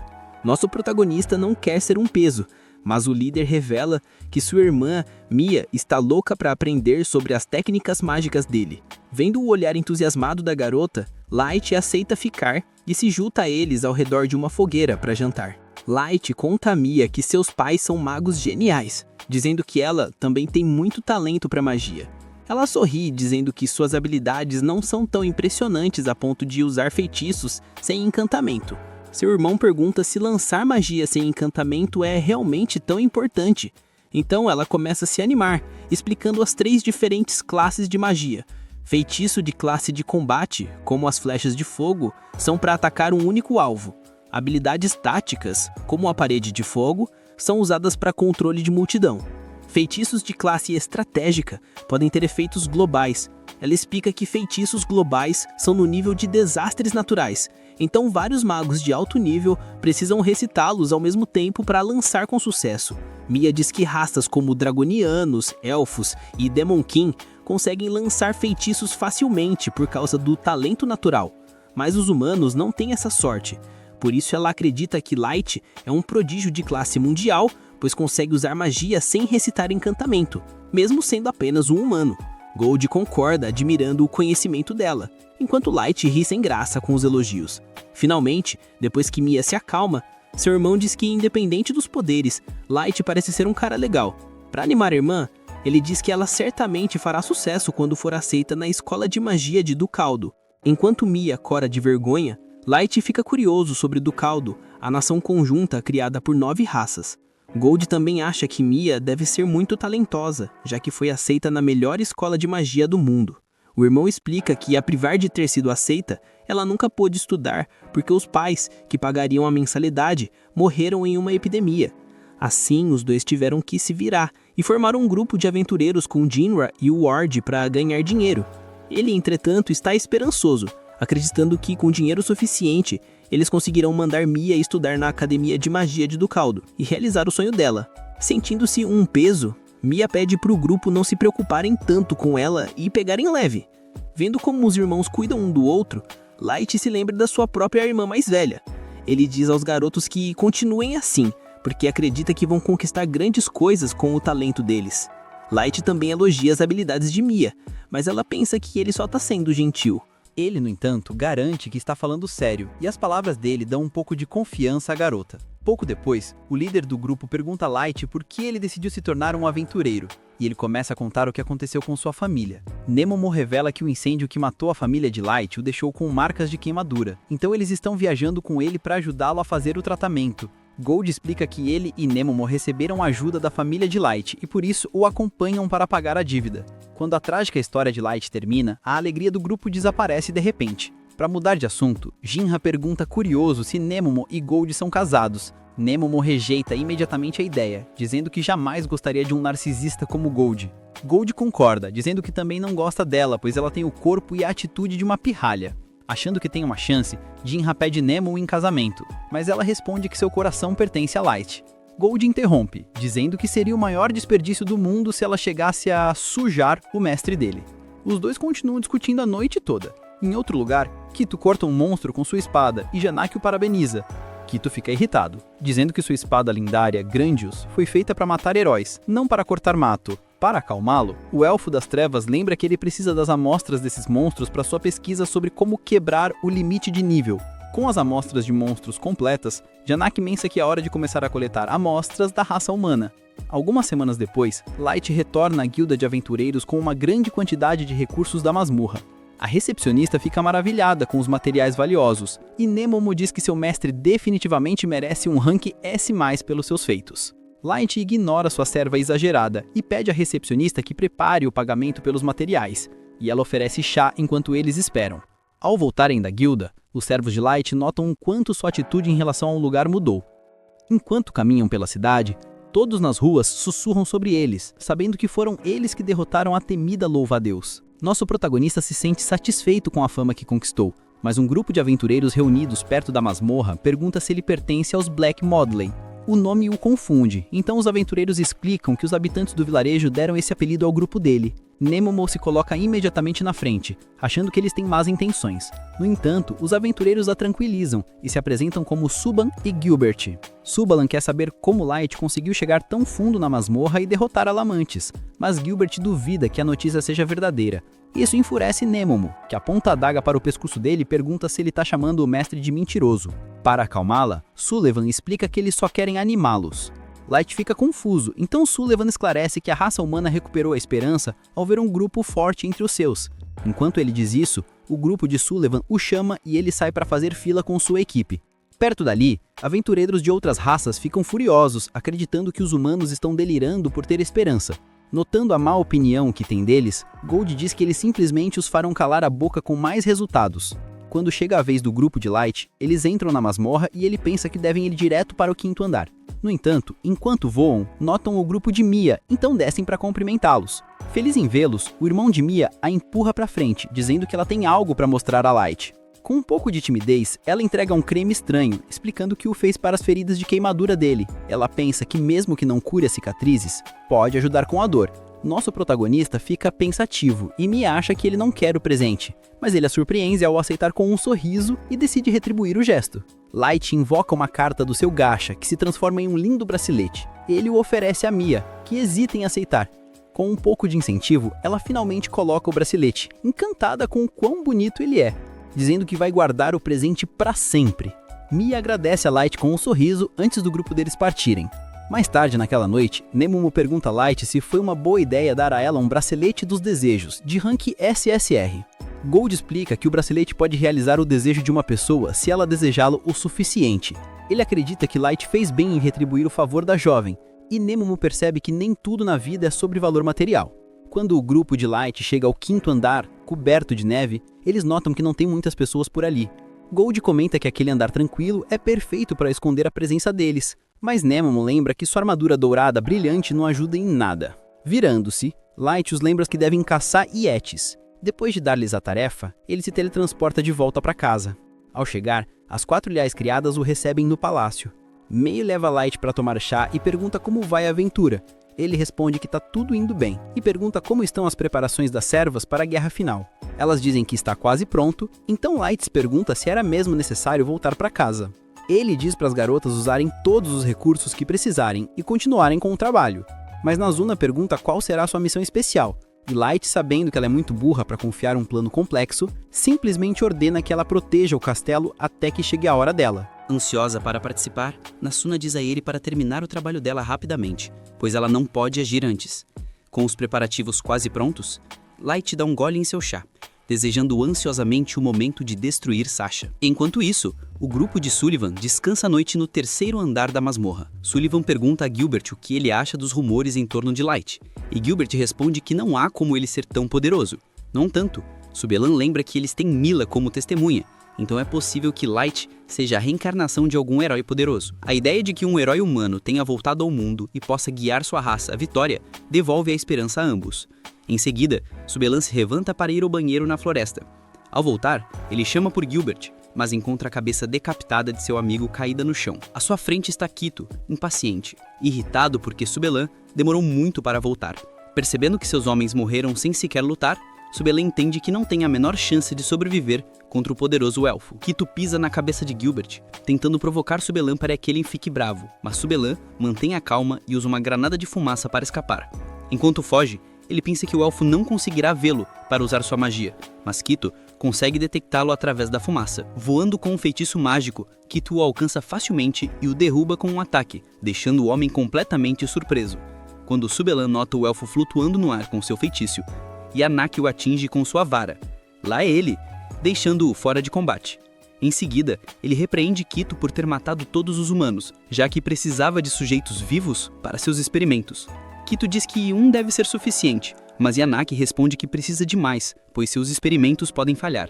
O sinistro elfo das trevas sorri com loucura, pensando que os humanos não passam de parasitas inúteis que merecem ser o material de teste para seus experimentos distorcidos. O Light e a sua galera voltaram para a Guilda dos Aventureiros depois de uns dias, e nem foi lá exigindo que a recepcionista subisse o Light para Rank S na hora porque ele merecia muito mais que isso. A recepcionista, meio nervosa, disse que não rolava, porque eles tinham um esquema de ranqueamento na guilda. Ela lembrou a Nen que, só uns dias atrás abriram uma exceção pro Light e mandaram ele direto pra Rank D depois que ele detonou as mantícoras foice. Mas a atendente ficou intimidada com o papo reto e a pressão da Nen e disse que se o Light fizesse outra parada sinistra, talvez ele conseguisse outra promoção. O Light curtiu a ideia e resolveu ir atrás de um tal caçador de aventureiros que tava rolando nos boatos, que só mirava em humanos. Ele contou pra Gold e Nen sobre isso de noite e eles concordaram que pegar esse caçador podia render uma promoção, só que eles não tinham a mínima ideia de por onde começar a investigação. Enquanto estavam pensando em alguma ideia, Light de repente reparou em alguém vindo na direção deles. Ele botou a máscara na hora enquanto os amigos se preparavam para a ação. Aí, um portal apareceu na frente deles. Ficaram na expectativa esperando um inimigo sair, mas, para surpresa de geral, quem caiu de lá foi a Maya. O Light segurou ela, percebendo que estava acabada e esgotada. E aí, a pulseirinha que ele tinha dado pra ela no passado quebrou no meio. O Light botou a Maya pra dormir, enquanto ela ficava murmurando que precisava se apressar e contar tudo pra ele. Ele primeiro curou os ferimentos dela, e depois resolveu dar uma olhada nas memórias dela pra sacar o que tinha acontecido. Ele viu que, no dia anterior, uns aventureiros avisaram a galera da Maya sobre o tal assassino de aventureiros que estava caçando só humanos. Aconselharam a molecada a sair da masmorra na hora, e o líder da equipe concordou. O grupo partiu imediatamente pro portal de saída, mas mesmo quando a noite chegou, eles ainda não tinham chegado nem na metade do caminho. O líder viu que estava todo mundo morto de cansaço e ficou na dúvida se era seguro armar um acampamento. Quando viram outro grupo que estava com os rostos completamente tampados, Maya falou pro irmão que eles deviam avisar essa galera também sobre o perigo. E ele fez isso. Mal sabiam eles que estavam falando com os próprios assassinos de aventureiros, que do nada começaram a falar uns pros outros que deviam ter limpado o rastro direito. A molecada nem sacou o que eles quiseram dizer quando o elfo negro Jun começou a rir deles, chamando eles de burros. O líder do grupo ainda estava confuso com aquilo e foi quando o Kaido puxou a espada, dizendo que eles eram os caçadores de aventureiros e que o grupo deles seria o último alvo do dia. A molecada finalmente entendeu que estava de cara com o pior pesadelo, mas mesmo nessa hora, o irmão da Mai e os amigos disseram para ela vazar e ficar segura, enquanto eles seguravam os assassinos racistas. Eles avançaram pra cima do Kaido, que ficou bolado com o fato de uns moleques humanos sequer terem a ideia de peitar ele. Ele deu um corte no irmão da Maya na hora, e quando os outros dois moleques vieram pra cima, ele derrubou os dois sem dó nem piedade com um golpe só. Maya ficou apavorada e arrasada com aquilo, mas os moleques não estavam prontos pra dar pra trás. Eles se levantaram e mandaram ela correr pra realizar os sonhos dela. Avançaram pra cima do Kaido de novo e ele estatelou eles na hora. Maya só conseguiu gritar. Aí, o Yan começou a dar bronca no Kaido, dizendo que precisava dos humanos vivos para os experimentos dele. Kaido respondeu que qualquer inseto que ousasse lutar contra ele seria caçado, e disse pro Yan que tinha deixado pelo menos um vivo. Yan resolveu perdoar dessa vez porque magos humanos eram raros. Ele decidiu levar a Maya, mas o Kaido queria dar uma zoada com ela antes. Jun disse pra ele fazer o que quisesse e vazou, e Maya tava morrendo de medo. Kaido disse que ela devia ficar feliz porque um futuro lenda como ele estava disposto a usar uma humana suja como ela. Mia não conseguiu nem soltar um pio, mas bem na hora, o irmão dela se levantou, mandando ela fugir. Yan ficou impressionado com a garra dele e disse pro Kaido que queria muito manter o garoto para os experimentos. Só que o irmão da Maya sabia que não tinha chance real de sobreviver aos ferimentos que tinha levado, e é por isso que ele não pensou duas vezes antes de arriscar a vida para salvar a irmã. Ele mandou a Mia fugir e viver muito, e desesperada, ela obedeceu. Yan mandou o Kaido capturar ela, e ele ficou puto porque não queria receber ordens de ninguém. Ele resolveu abater o garoto primeiro, que do nada começou a repetir o que o Gold tinha dito antes. Murmurou que as batalhas eram sobre criatividade e habilidade, e que ele tinha a chance de mostrar a dele agora. Kaido só observou ele murmurar umas coisas, nem achando que valia a pena prestar atenção, quando de repente o garoto jogou a espada na cara dele, pegando ele desprevenido. Kaido conseguiu desviar da espada de algum jeito, mas isso foi só o esquema para o garoto girar o escudo nele e mandar ele pro chão. Kaido ficou pistola porque um humano tinha detonado o orgulho dele e imediatamente mandou uma estaca de luz branca atravessar o peito do garoto. Ele começou a ir na direção dele para finalizar o serviço, mas, por sorte, Yan entrou no meio e disse para ele ir atrás da garota Fujona primeiro, antes que ela avisasse alguém. O Kaido, furioso, resolveu ouvir o conselho e correu atrás da Maya, bloqueando a rota de fuga dela com as lâminas de luz. Ele disse que ela precisava aprender a se comportar direito na frente do portador da lendária Espada dos Elfos, e depois criou várias lâminas de luz, usando elas como uma escada para descer para o chão. Maya decidiu peitar, porque não queria desperdiçar a chance pela qual o irmão e os amigos tinham sacrificado a vida. Ela atirou uns cristais de gelo no Kaido, que se defendeu facilmente. Só que ele ficou irritado quando a Maya tentou correr e cortou a perna dela, garantindo que ela não fugisse. Ele disse que agora ela teria a grande oportunidade de agradar um futuro herói como ele. Maya tirou a onda com ele, dizendo que ele era só um valentão que gostava de machucar quem era mais fraco, e se ela tinha conhecido alguém digno de ser chamado de herói, esse era o Light. As palavras dela pegaram Kaido bem no ponto fraco, porque ele tinha sido chamado de valentão a vida inteira por outros elfos. Ele perdeu a linha quando a Mia chamou ele de otário sem coragem, e mandou as lâminas de luz para matá-la. Maya desejou desesperadamente uma forma de escapar e chegar no Light, porque ele era o único que podia ajudar ela, e a pulseira transformou o desejo dela em realidade, teleportando ela para o quarto dele. Agora que o Light sacou a história toda, ele diz para Nen e Gold que eles precisam cair na estrada na hora. De volta na masmorra, Kaido chega no Yan, que tá curando o irmão da Maya, que ainda tá vivo. Assim que Yan vê Kaido, pergunta da Maya, e ele responde que achou que ela tinha teleportado pra lá pra salvar o irmão. Yan perde a cabeça com isso, e pergunta pro Kaido como um ex-membro dos poderosos Cavaleiros Brancos pôde perder pra uma mera garota humana. Kaido fica nervoso e diz que não sabia que a garota tinha um item de teletransporte. E ouvir isso fez o Yan borrar as calças na hora. Ele se deu conta que se a Maya chegasse na guilda e contasse tudo, o país dos elfos ia descobrir rápido e mandariam os Cavaleiros Brancos para prender eles e recuperar a espada lendária que o Kaido roubou.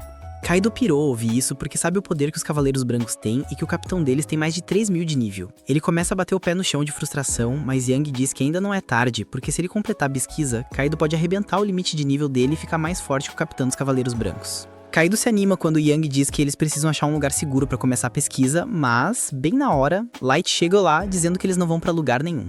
Os elfos reconhecem ele de antes e se perguntam como ele apareceu por trás deles de forma tão sorrateira, mas Light ainda não dá atenção pra eles. Primeiro, ele bota os dois garotos pra descansar e aí Gold traz o líder ferido pra ele, dizendo que os ferimentos dele foram curados muito mal. Os elfos ficam chocados ao ver que o garoto foi tirado de debaixo do nariz dele sem que notassem.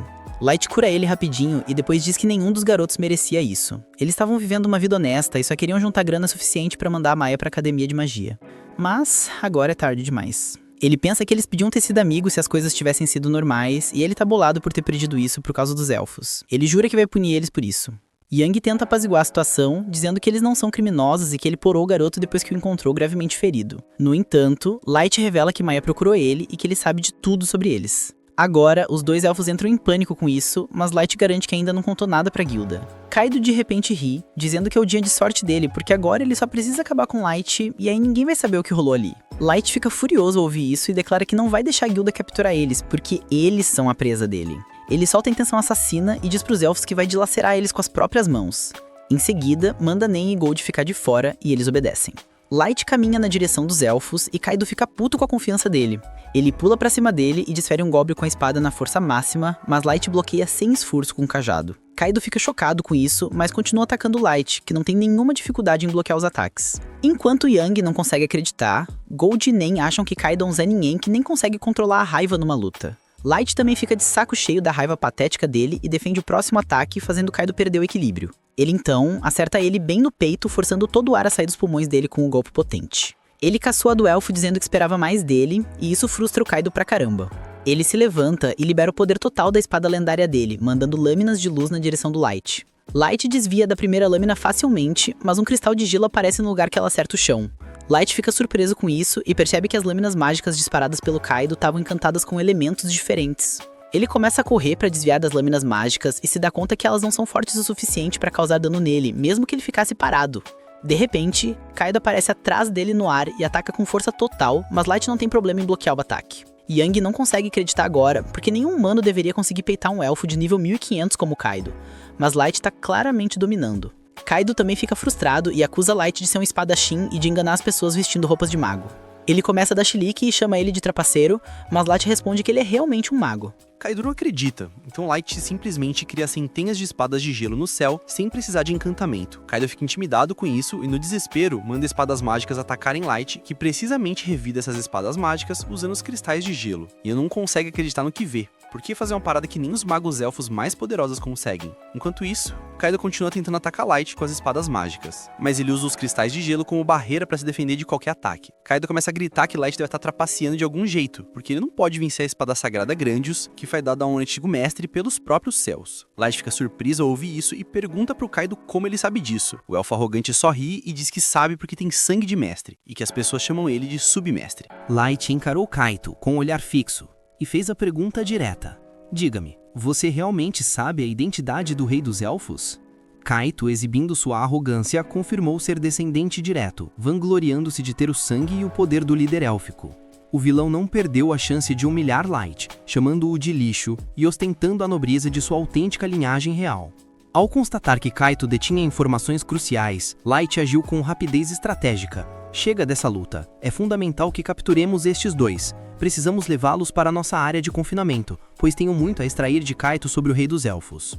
Nemo e Gold se posicionaram firmemente à frente do assistente de Kaito. O pesquisador, em um tom falsamente calmo, tentou se esquivar. Qual é, pessoal? Fiquei assustado. Não sou combatente, sou apenas um cientista. Mas logo mudou de postura. Se estão determinados a buscar confusão, eu estou pronto. Vou lutar usando as minhas feras. De forma abrupta, os monstros mascarados revelaram sua natureza chocante. Criaturas gigantescas, resultado da fusão hedionda de seres humanos com lagartos selvagens. O assistente detalhou o processo macabro, explicando que com esse método conseguiu superar os limites da condição humana, para empregá-los ativamente em combate. Ele admitiu que as feras estavam em fase de teste, mas cheio de si, autoproclamou-se o maior inventor do mundo, e disse precisar de mais humanos para alcançar o poder absoluto. Light, tomado pela revolta ao ouvir o vilão menosprezar os humanos, confrontou-o. É óbvio que você extrapolou todos os limites. Ele ordenou que Nemo e Gold destruíssem os monstros para libertar os humanos. O momento ficou mais dramático quando Light reconheceu um aventureiro conhecido em uma das criaturas. O assistente exclamou desafiador: "Vocês não conseguem dimensionar a grandiosidade dos meus experimentos. Agora verão o poder das criaturas que eu criei." As feras atacaram de imediato, mas Nemo e Gold desferiram golpes. Por um breve momento, acreditaram ter vencido, mas o assistente advertiu: "Não se atrevam a subestimar. É impossível, elas se regeneram." Foi então que notaram o terrível trunfo. Os monstros se levantaram na hora. Enquanto isso, Light e Kaito continuaram em um duelo intenso. Kaito usava o cifre lendário e ironizava Light para não se distrair. Um monstro atacou Nemo. Ela desviou com agilidade impressionante e o golpeou com um punhal, mas ele se regenerou. Ela atacou de novo e ele tornou a se levantar. Gold, provocador, perguntou se ela não dava conta. Ela retrucou: "Ora, e o seu?" Gold disse que estava apenas aquecendo. Usou a espada e acertou um golpe poderosíssimo, mas o monstro se regenerou novamente. O assistente intensificou a provocação. "A vitória de vocês será impossível. O melhor é se renderem logo." Irritados com o desrespeito, o grupo canalizou a força lendária através das armas e acertou os monstros com um golpe extremamente potente. O assistente riu na cara deles. Será impossível derrotá-los. Para seu espanto total, os monstros não se regeneraram e começaram a desaparecer. Ele correu desesperado, mas Nemo foi mais rápido, aplicou um chute potente e advertiu: "Cala a boca! Você já nos esgotou a paciência. Vamos levá-lo daqui agora, quietinho." Light, usando flechas de gelo contra Kaito, foi provocado. "Vai fugir? Não era você quem dizia que quem corre é extremamente covarde?"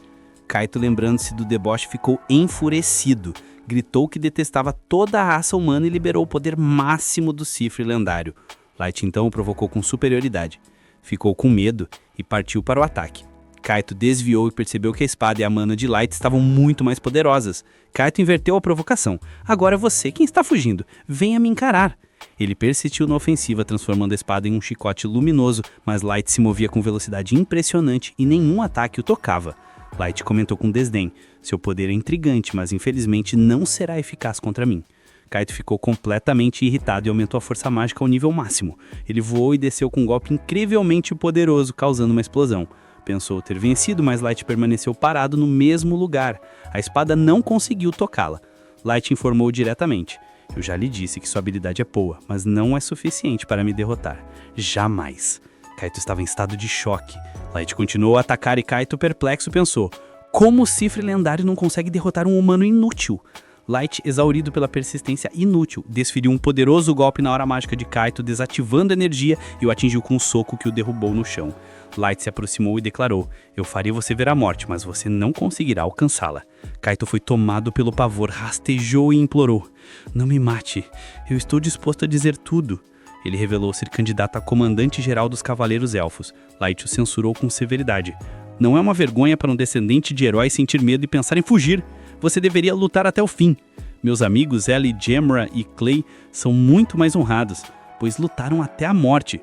Light removeu sua máscara e o desafiou: "Levante-se e lute, não seja um covarde."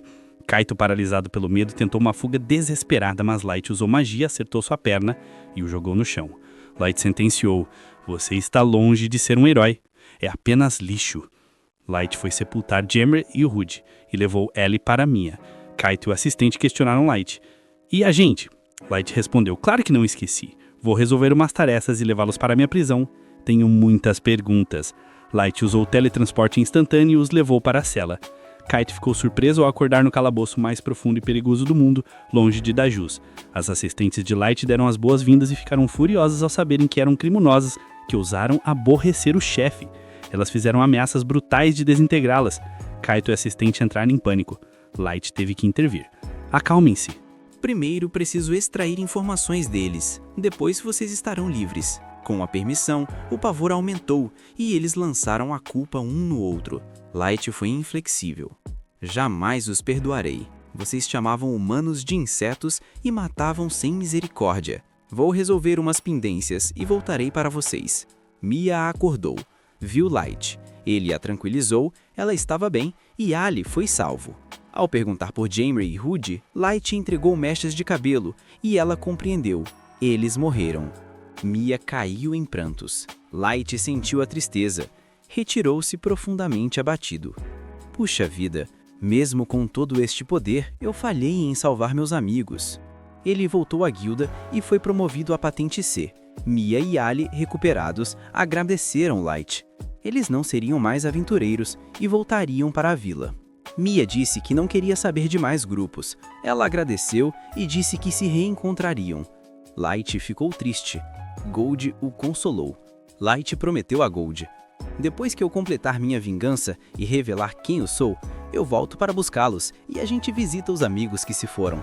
Mais tarde, ele questionou as assistentes: "O que descobriram?"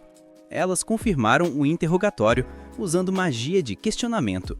Light descobriu que Kaito era seguidor do líder dos Cavaleiros Brancos, o próximo alvo. Light perguntou por Kaito e o assistente. Um portal se abriu e eles surgiram algemados. Light invocou a carta Banquete da Morte, que materializou monstros. As criaturas atacaram imediatamente os vilões, aniquilando-os. Light perguntou a Ali o próximo passo. Ela tranquilizou: "O plano está estabelecido. Vingança contra a Anã Sasha. Primeiro, vamos prender os Cavaleiros Brancos para informações valiosas. O vice-líder é o noivo da Sasha, isca perfeita para atraí-la." Light elogiou: "Excelente." A cena cortou para o reino dos elfos. Sasha conversava com o noivo. O noivo expressou grande prazer em matar humanos. Sasha demonstrou total satisfação. Contudo, Light também sorriu, em tom de ameaça. Veremos quem terá o prazer de rir por último. O plano de vingança está extremamente bem elaborado. Um tempo depois, a gente reencontra a Sasha toda sorridente na carruagem, ainda nas nuvens por causa do encontro perfeito que teve com Michael. Ela tá ali, perdida em pensamentos sobre como os humanos são inúteis, quando de repente, o sangue dela gela. Pela janela, ela vislumbra o Light entrando calmamente num beco escuro. O pânico bate na hora e é avassalador. Ela sai da carruagem tropeçando e corre atrás dele, com o coração na boca, se perguntando se os olhos estão pregando uma peça nela. Afinal, na cabeça dela, é impossível alguém ter sobrevivido à queda no abismo. Sasha corre desesperada até dar de cara com um beco sem saída, o que a deixa confusa e ofegante. Por um segundo, ela sentiu um alívio, achando que foi só uma alucinação causada pelo estresse. Mas, quando se vira, o pesadelo se torna real. Há um bilhete pregado na parede dizendo apenas que ele a espera na torre. Sasha solta um grito de puro terror ao ver a assinatura: Light. A ficha cai pesada. Ele tá vivo e vai arruinar tudo. Foi a suposta morte dele que abriu as portas para ela ser adotada por um conde e viver no luxo. Agora, ela vê sua mansão, sua fortuna e até o noivado com Michael escorrendo pelos dedos. Enquanto ela desmorona emocionalmente no beco, Light observa tudo do alto de um prédio com um olhar frio e calculista. Ele diz para os seus aliados que finalmente chegou a hora. Com uma voz carregada de vingança, ele avisa que Sasha vai aprender da pior maneira que escolheu a pessoa errada para trair. E garante que vai gravar essa lição na alma dela com muito sofrimento. A cena muda drasticamente para mostrar a verdadeira face dos inimigos. Temos duas crianças elfas, Nia e Kia, brincando sadicamente de atirar facas em um escravo humano amarrado numa árvore, rindo a cada acerto.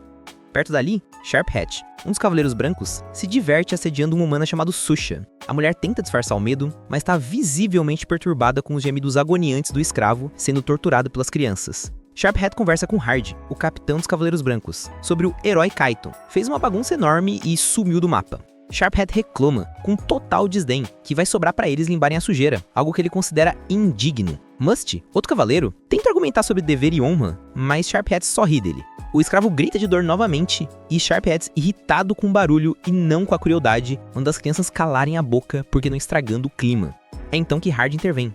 Com uma hora aterrorizante, ele paralisa todos apenas com uma palavra, matando até um pássaro que voava perto só com a pressão da sua voz. Ele ordena que parem a tortura, não por pena, mas friamente, porque isso afeta a técnica de batalha das crianças. Para resolver o problema do barulho de vez, Sharp Hat faz a cabeça do escravo explodir com um único movimento mágico, derrubando a árvore junto. Hard ignora a brutalidade da cena e simplesmente manda eles se livrarem do corpo como se fosse lixo.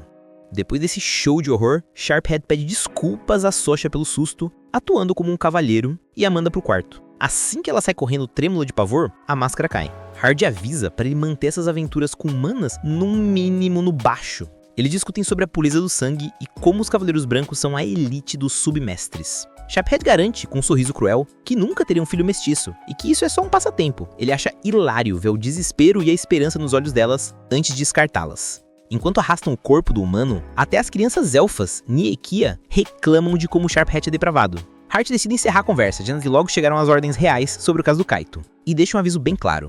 Quem sujar o nome da rainha vai pagar muito caro.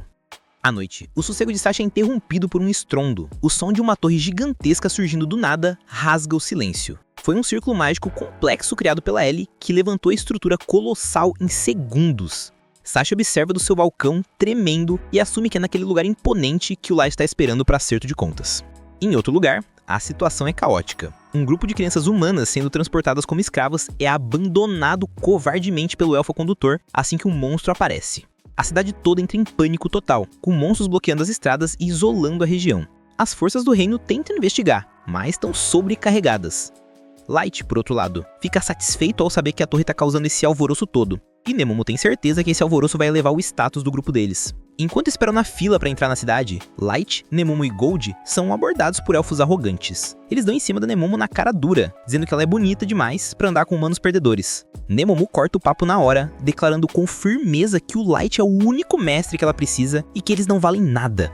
Os elfos se sentem ofendidos e tentam agredir o Light. Grande erro. Sem dizer uma única palavra ou recitar o encantamento, Light lança uma flecha de trovão que explode o chão na frente deles com uma violência absurda. A multidão ao volta fica em choque, sussurrando que ele deve ser o lendário mago negro vindo de Dagaz e recua com medo e respeito. Light sai dali tranquilo, sabendo que a lenda dele não está começando. Na Floresta Sombria, um grupo de elfos escolta uma menina humana exausta, planejando usá-la como bisca viva para atrair monstros enquanto eles fogem com lucro. Eles acham que é um plano seguro e cruel, mas o karma age rápido. De repente, um monstro enorme surge das sombras. O elfo que estava reclamando mal tem tempo de reagir antes de ser devorado brutalmente, enquanto o monstro ignora completamente a menina. Os outros elfos ficam paralisados de terror e acabam tendo o mesmo destino sangrento. A menina, encolhida e tremendo, acha que chegou a hora dela, mas o monstro simplesmente vai embora. Logo em seguida, aparece um grupo de homens com aparência intimidadora. A menina espera o pior, mas é surpreendida. O líder joga uma poção de cura nela, limpa suas feridas, oferece sapatos novos e água. Eles avisam a chefa deles, a Yowoki, que o resgate foi um sucesso. Na torre, a Yowoki recebe o relatório. Ele se aproxima para sondar a situação, impressionada que a Yowoki consiga controlar vários monstros simultaneamente. A Yowoki responde com a sua frase habitual, que tá tudo sob controle, e lembra que a ordem absoluta do Light é eliminar qualquer intrometido. Ellie questiona se essa devoção cega é inteligente, mas a Yowoki rebate com fervor, dizendo que o propósito da existência delas é servir o Light, se a espada, o escudo e queimar até a cinza se for necessário para ele. A tensão entre elas é palpável, quase saindo faísca, mas a notícia de que as crianças estão salvas acalma os ânimos antes que elas comecem uma briga de verdade. De volta na cidade, a pressão sobre a Sasha é insuportável. Ela tá no quarto, andando de um lado pro outro. Ela não consegue chegar na torre sozinha por causa dos monstros de alto nível. E, se pedir ajuda aos Cavaleiros Brancos, o segredo de que o Light está vivo vai ser revelado. Mesmo encurralada, ela sabe que precisa dar um jeito de ir lá pra matar o Light de vez, enterrar o seu passado. No dia seguinte, o Conselho Élfico tá em polvorosa.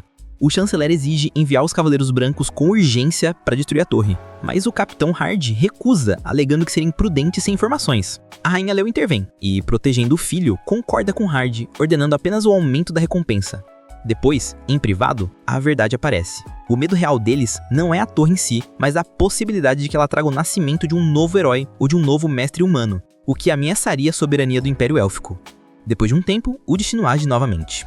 Light está passeando pelo mercado, com Gold e Nemumo, disfarçado. Sasha ouve a voz dele e, no impulso, reconhece imediatamente, mandando ele parar. O clima fica tenso na hora. Nemumo e Gold ficam na defensiva, prontos para atacar, mas Light pede calma. Sasha, com os bandos à flor da pele, exige que ele mostre o rosto. Light tenta desconversar, explicando que usa a máscara para esconder queimaduras terríveis, mas Sasha não quer saber de histórias tristes. A raiva dela explode e, sem hesitar, dá um tapa estalado na cara dele, arrancando a máscara na frente de todo mundo. E o que ela vê é de revirar o estômago. O rosto do Light está tomado por uma queimadura horrível, ou pelo menos é isso que ela pensa.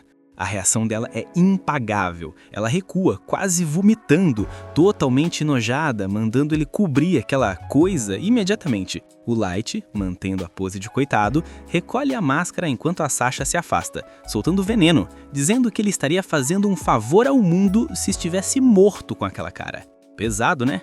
A Nemumo, que estava ali na encolha, quase explode de raiva. Mas o Light, o cara tá rindo à toa por dentro. Ele confirma que as cicatrizes ilusórias da máscara de bufão funcionaram, que é uma beleza. Ele agradece a Nemumu e ao Gold por terem segurado a onda e não interferido. O trio parte para a floresta, mas a paz dura pouco. Aqueles dois elfos guarda-costas da Sasha, querendo mostrar serviço e vingar a honra da patroa, decidem seguir o Light. O nosso protagonista, com a calma de um monge, avisa: olha, se eu fosse vocês, parava de seguir a gente, a não ser que queiram ir de arrasta pra cima. Isso só deixa os elfos mais pistola. O Light aperta o passo, chegando no ponto de encontro combinado. Mas cadê a galera? Ninguém! Os elfos alcançam eles, rindo, achando que encurralaram um rato.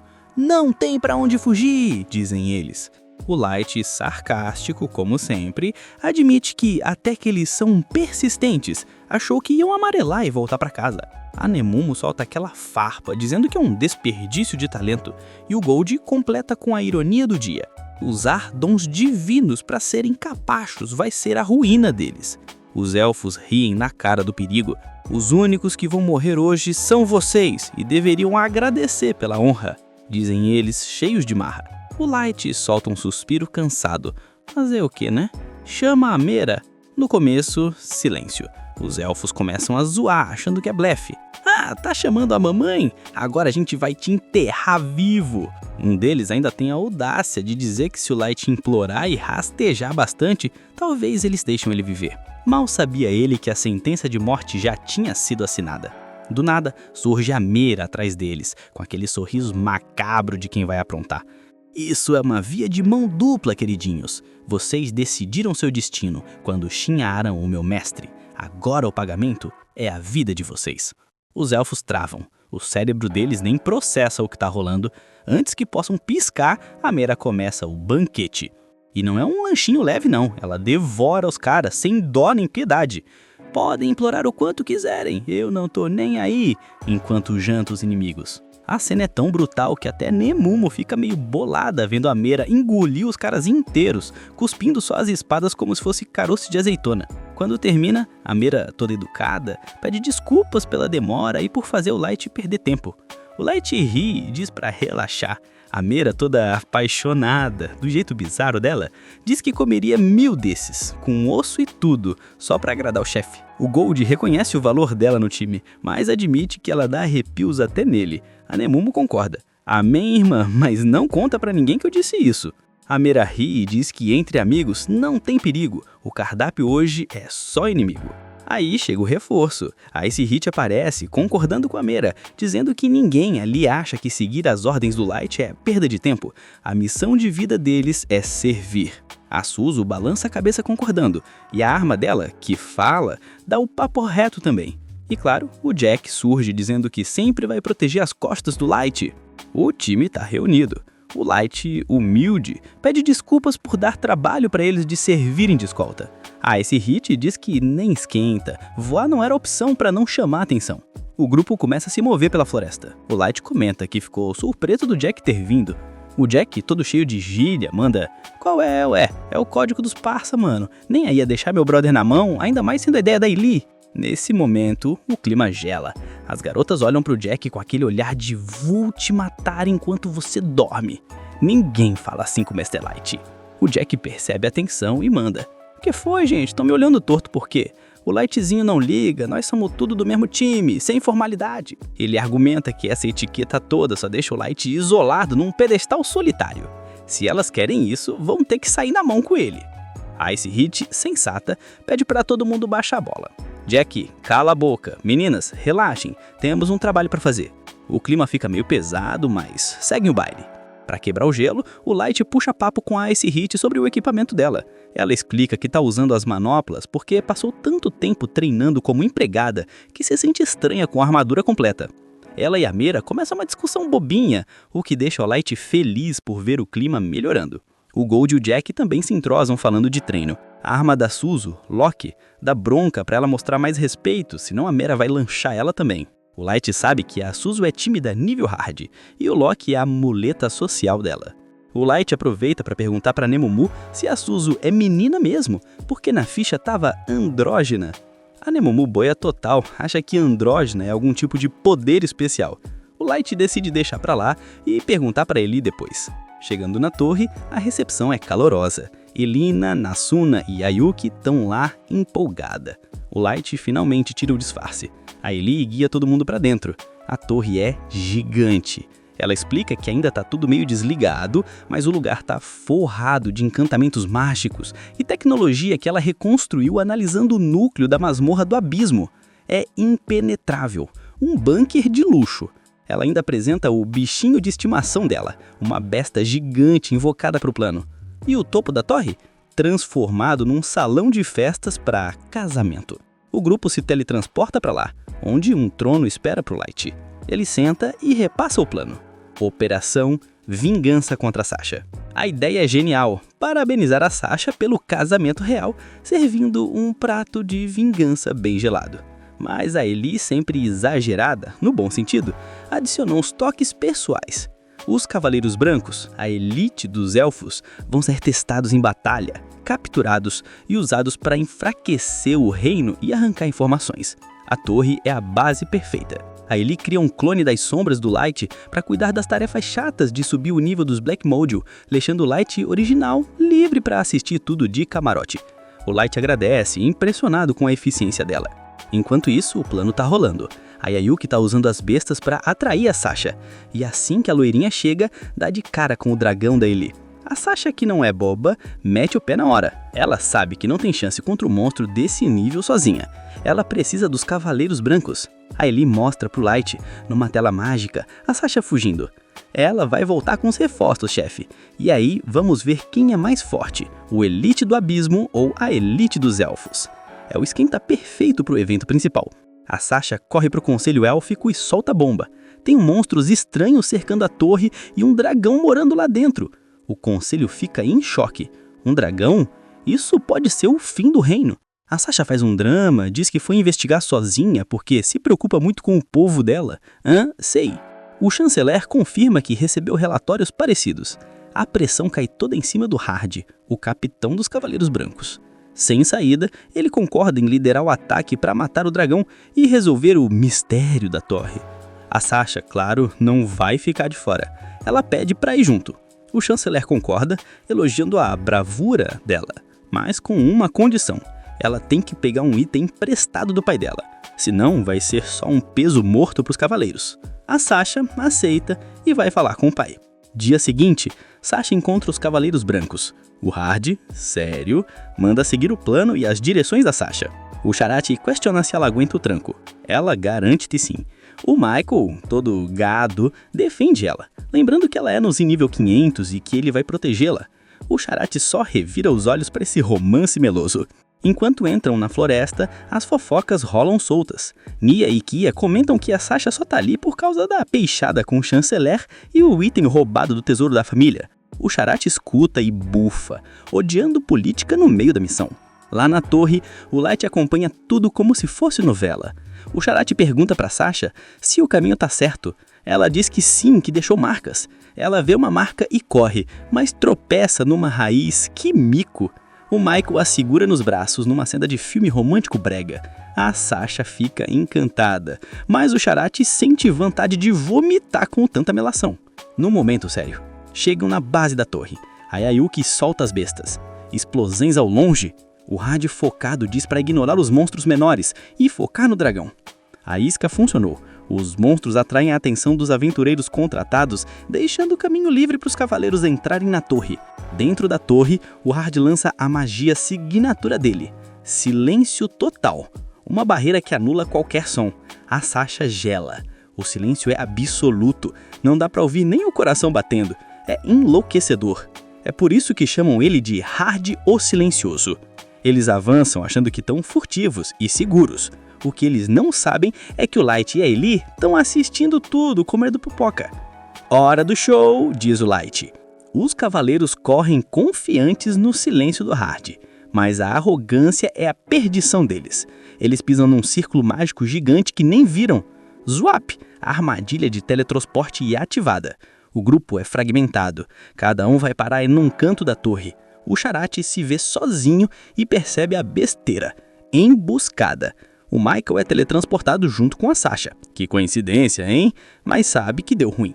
E o Light tá lá no trono, relaxadão, esperando a convidada de honra subir as escadas sozinha. Afinal, a festa foi feita todinha pra ela. E é com esse gancho sensacional que o episódio termina. Se você assistiu até aqui, comente a palavra trono.